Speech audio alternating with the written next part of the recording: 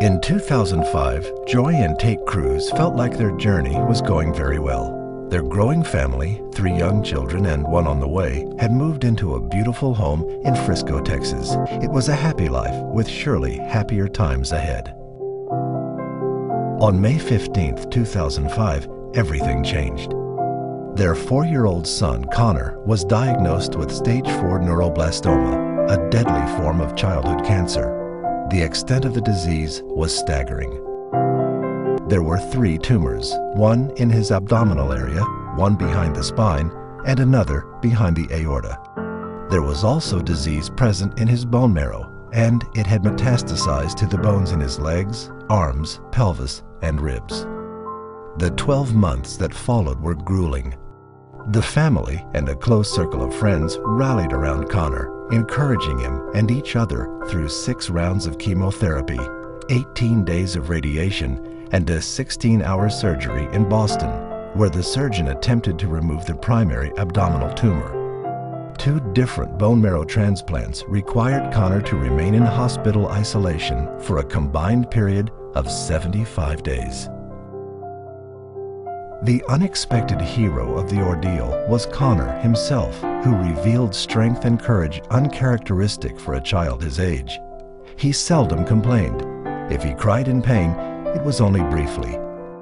It was a solid year of hospitals, doctors, needles, and pills, and Connor endured every bit of it with the stoic determination of a young warrior. Joy and Tate frequently drew inspiration from Connor's resolve. If he could get up every day and keep going, then so could they. By the end of May 2006, 1 year after Connor's diagnosis, the Cruse family was exhausted but optimistic. However, after battling his illness for 1 year, Connor's journey was only beginning.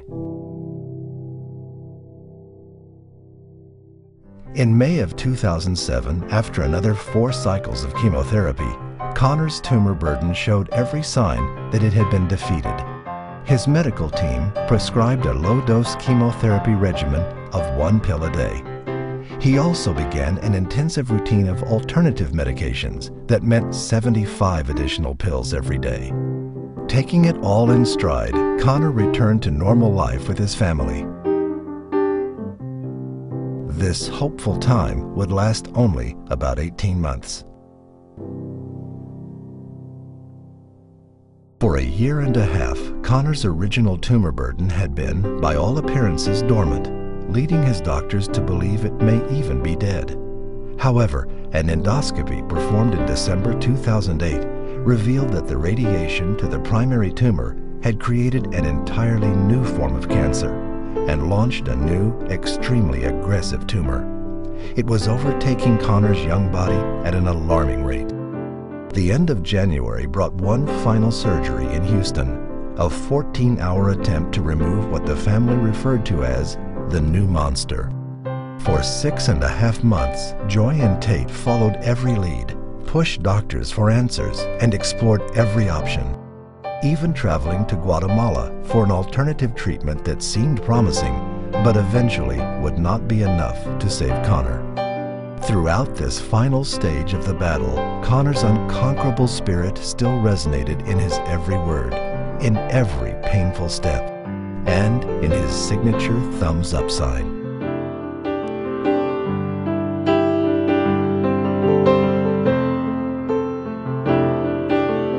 Connor left us on July 10, 2009, ending his heroic 4-year struggle.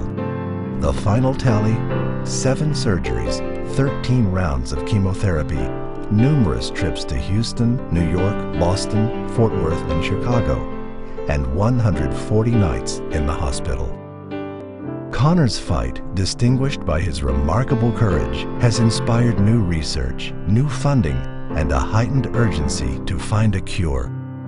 And when that cure is realized, Connor will have triumphed after all, helping to fulfill his own dream that no other children will have to suffer the way he did.